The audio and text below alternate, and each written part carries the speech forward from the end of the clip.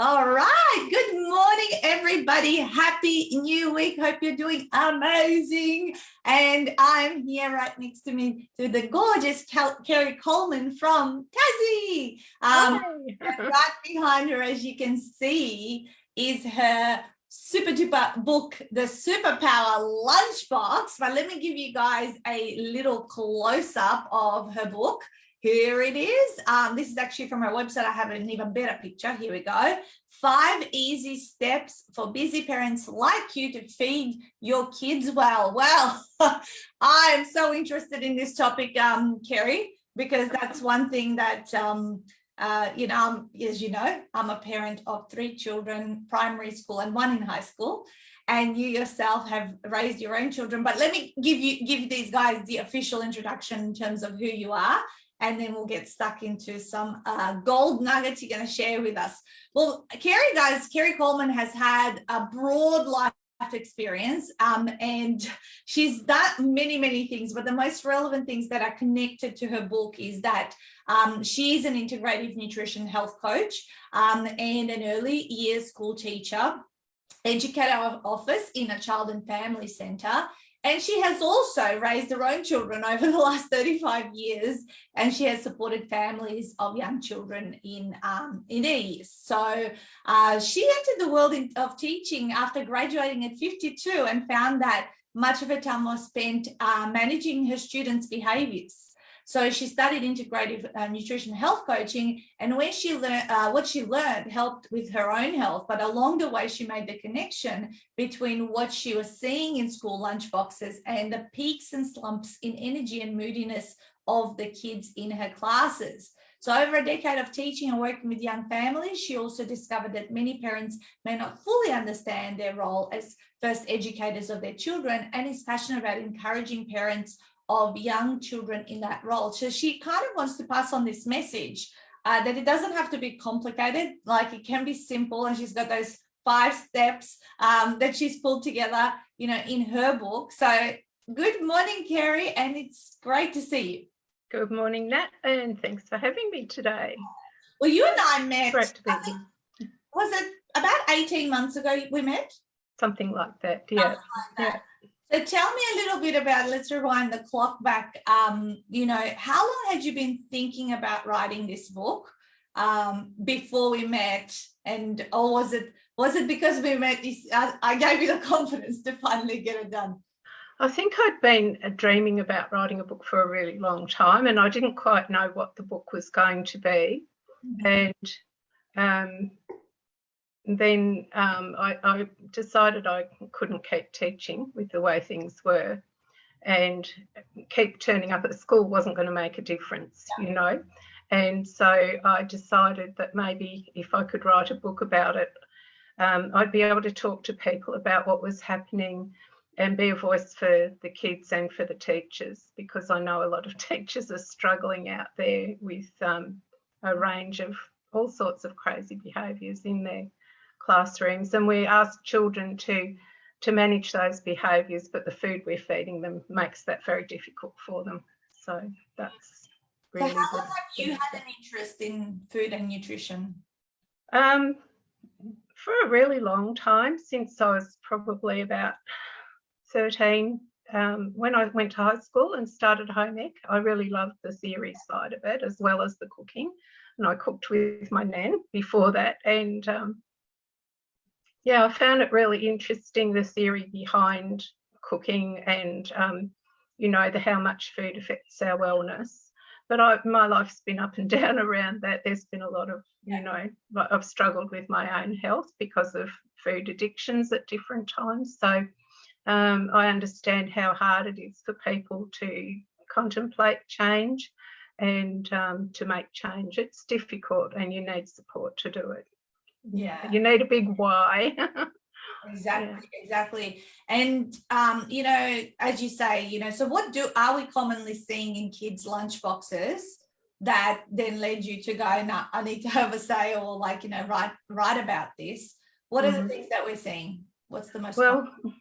I suppose, to put it in a nutshell, I saw a lot of food that wasn't real food, a lot of packaged foods, factory produced foods, and you know, I know that the advertising for them is really super, but when you turn the packets over and look at what's in them, you can see lots of different additives and lots of sugar in most of them, and many of those things do affect children's behaviour. Yes. So or can you know, there's nothing definitive, but you know, it's suspected very strongly that these things have an impact, and I think most teachers out there can see that happen. So the average child's lunchbox these days has between 2 and 4 packets in it. So, and of course it's quick and it's easy, but it also makes the lunchbox look full, and it doesn't leave room then for enough real food for the children. So yeah, it's a bit of a perfect storm, really.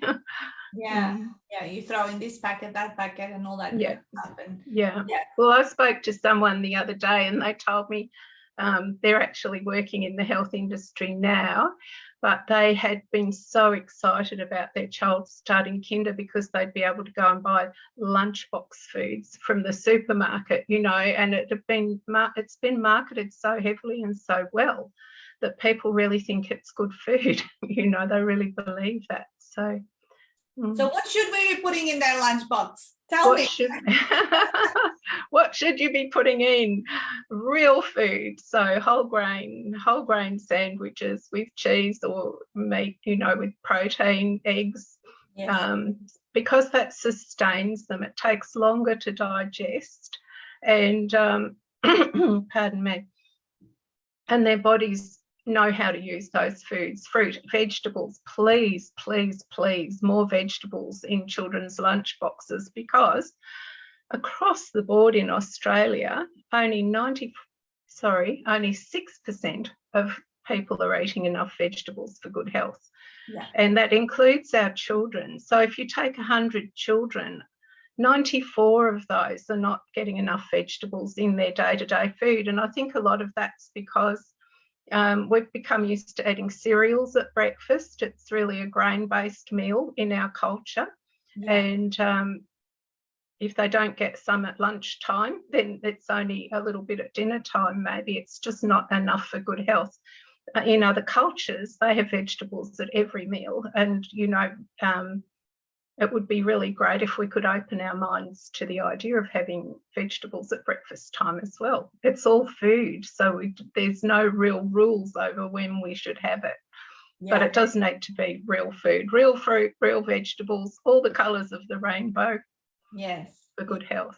Yeah, it makes sense. It's common sense, but it's not very... It is common sense, yes, but we've lost it, because now a lot of young parents have had, you know, they may be this, at least the second, maybe the third generation with supermarket shelves absolutely full of processed foods. Those of us that are a bit older only saw the beginning of that really in the 70s and the 80s. But, you know, now it's really entrenched, and there's many, many more to choose from. And the advertising, again, is just so good that we believe it's real food and good for us. So how do we also then deal, like say someone wants to make a change from hearing this interview and kind of go, guilty of that, I've been doing that, I need to change. But then there's that resistance from the child. Yeah. Of course there is, and that peer pressure, because, you know, all the other kids have it, so why can't I, and that sort of thing.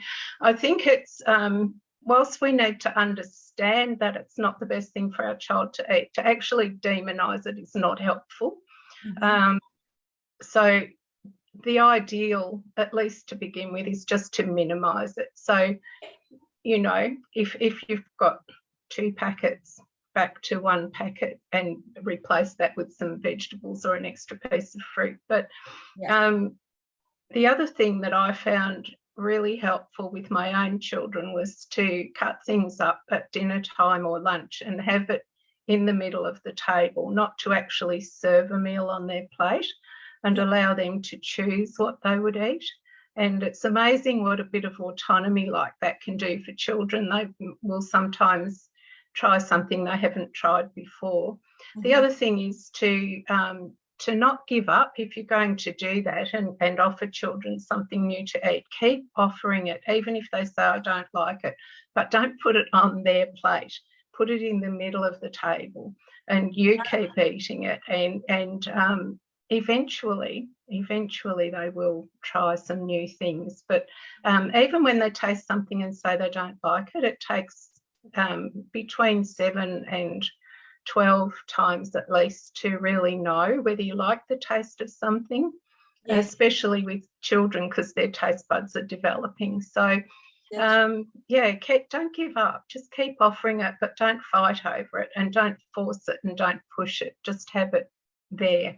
I like that. I like the put it in front of them, like, cut up lots of different things and let them choose and keep putting it out there. Like that's a very good mindset shift, because if you put it on their plate, you almost feel forced that I have to have this. I like that one. And that idea sorry, go on. That's all right. Talk to me about breakfast club at school. And what do you mean by that? What are schools doing that you're seeing that what's good and what can improve? Okay, I think some are doing a good job, but in my own experience, I saw schools are trying to step up when children turn up hungry. They need to have something to eat to start their day. And most of them seem to offer white bread toast with bulk pack cheap margarine and jam or Vegemite, and then perhaps some milk with Milo in it. And the issue with that, whilst it does put something in their tummies, which is excellent, a lot of that converts almost instantly to sugar. So the children go off to class and, their sugar levels are really peaking. And then when that comes down again and crashes, they have an energy slump and they can't concentrate. Sometimes they feel teary or, upset, or, they're poking their buddy because they're just agitated, they're not settled. So the ideal is to offer foods that stabilise blood sugars, so foods that take longer to digest.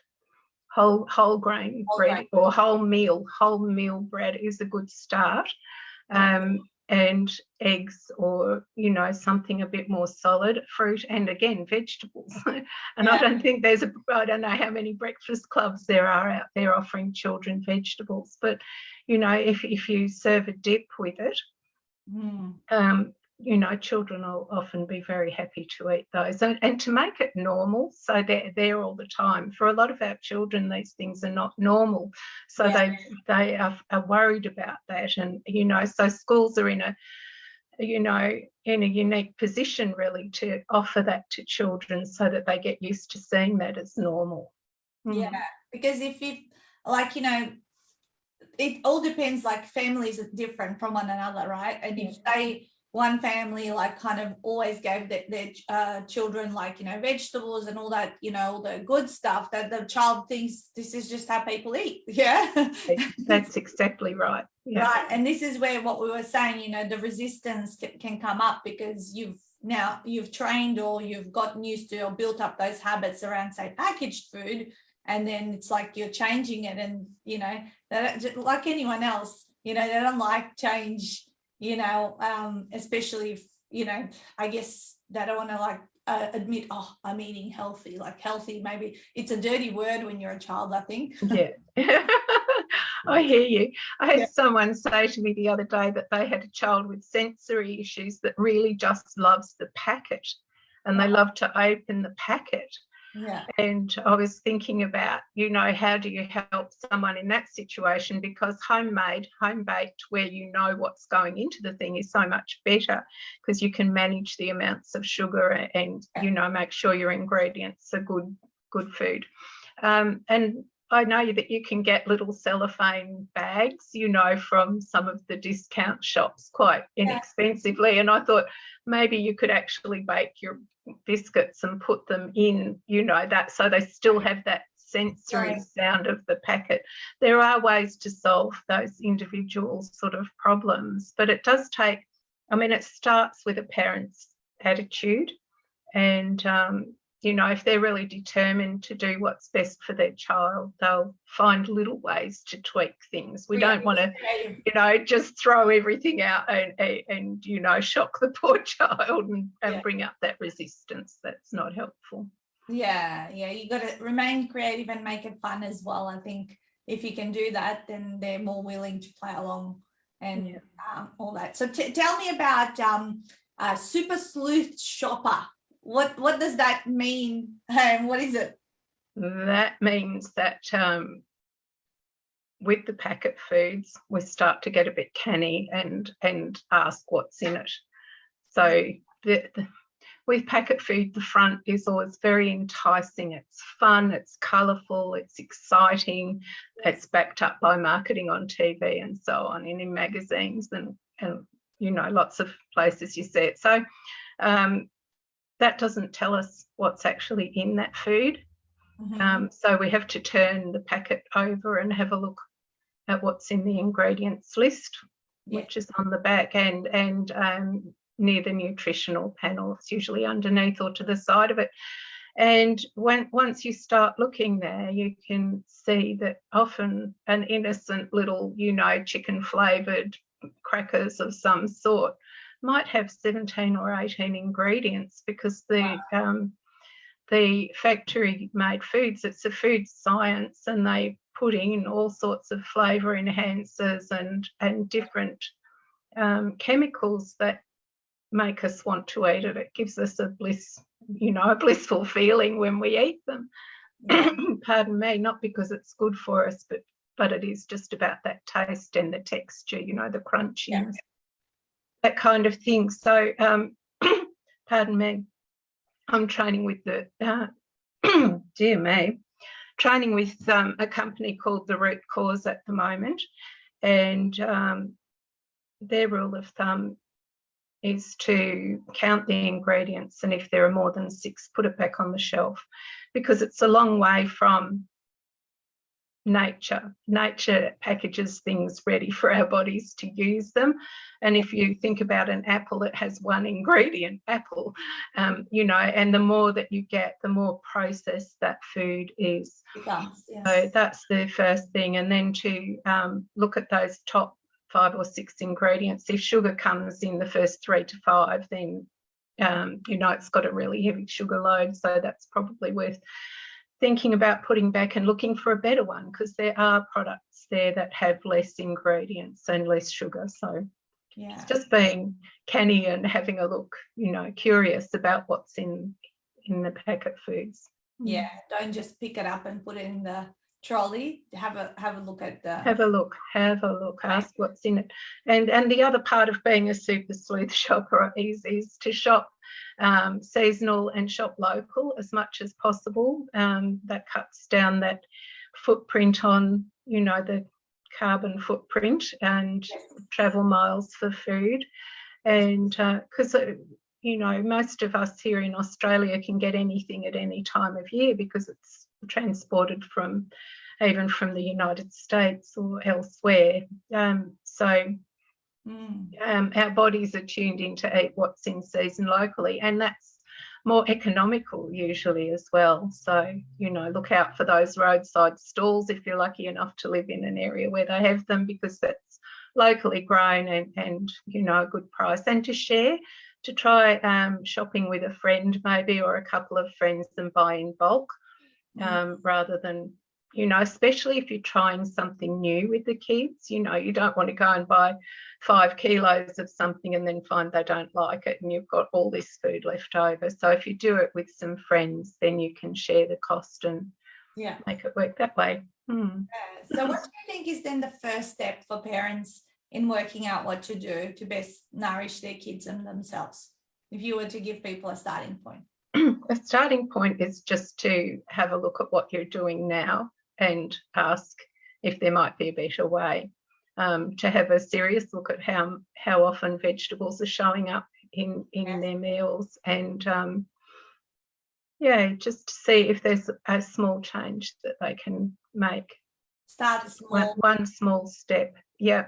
And change something else maybe in 2 or 4 weeks and just keep building up to that. Yeah. Other than cold turkey. You know? Yeah. Just start small, start simple, start with something that you yourself can accommodate, so that the child sees you being happy with it, with eating a bit more. You know, if you're going to add one extra vegetable at dinner time or at breakfast and you be happy eating it, then they are likely to come around to that, even if they're not on board right at the beginning. Yeah, I'm going to try that thing where you put it in front and everyone can pick from it.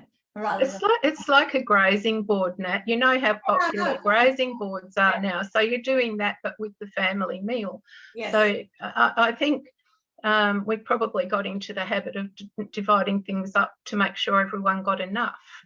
Yeah. You know, years ago, that was possibly the thought behind it.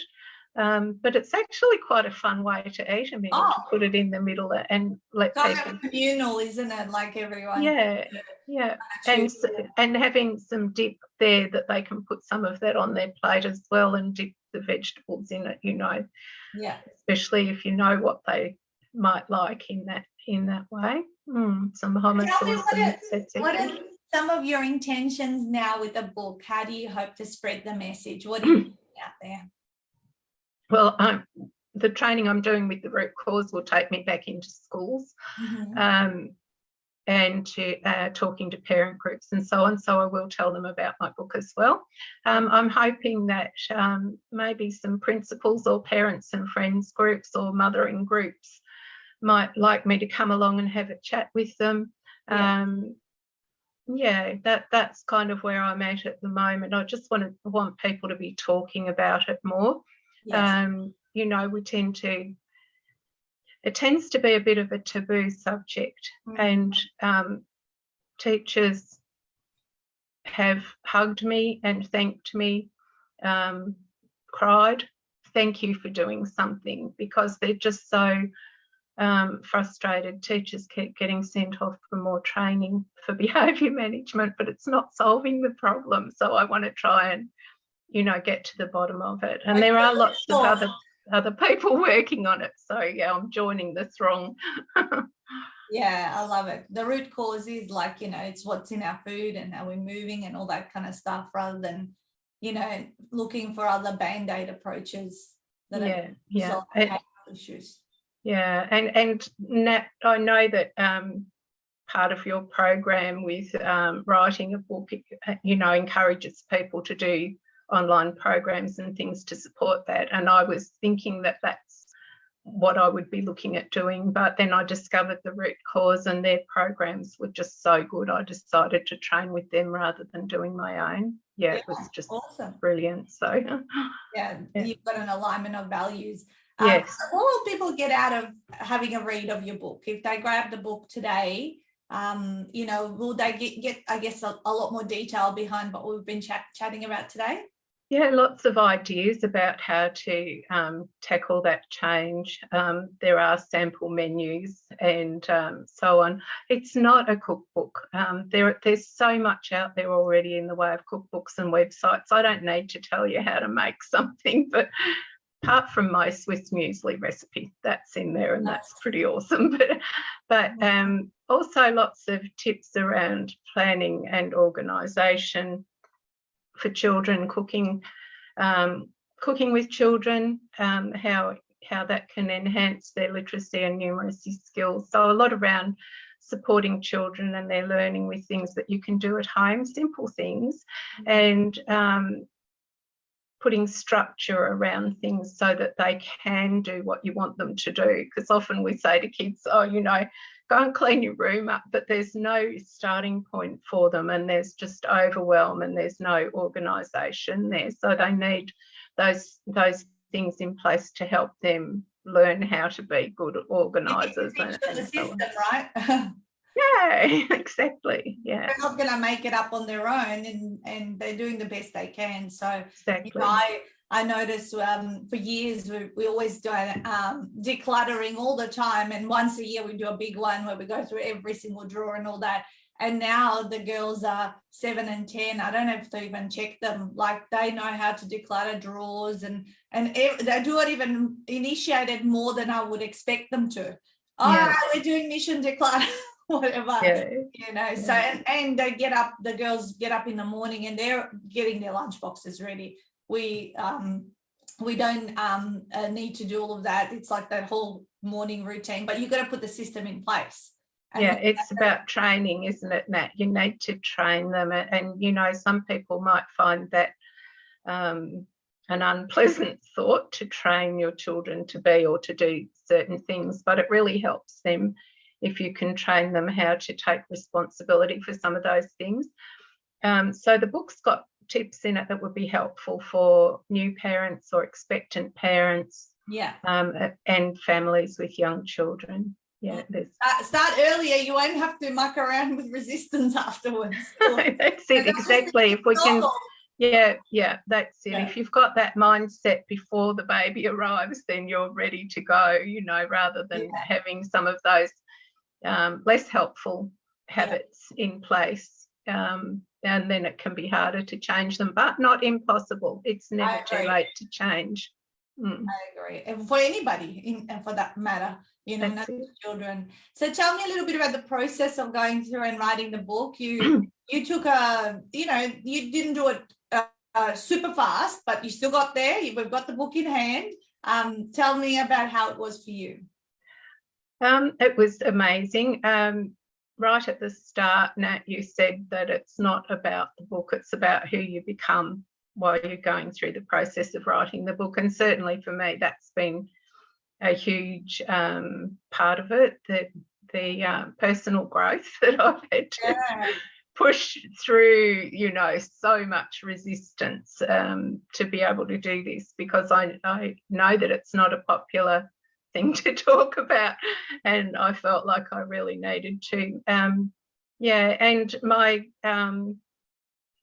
my organisational skills and procrastination and all of that stuff came into it, that I still struggle with some of those things, but I'm getting better, and it feels like such a big achievement to have actually written the book. And the support was amazing. I just needed to learn to ask for help. Yeah, I agree. And I think you noticed some of the things like, procrastination and delaying, or the thoughts that every first-time author has. Am I good enough? Who am I, to share this expertise and all that? But, you pulled it together and you have a product that you should be super proud of.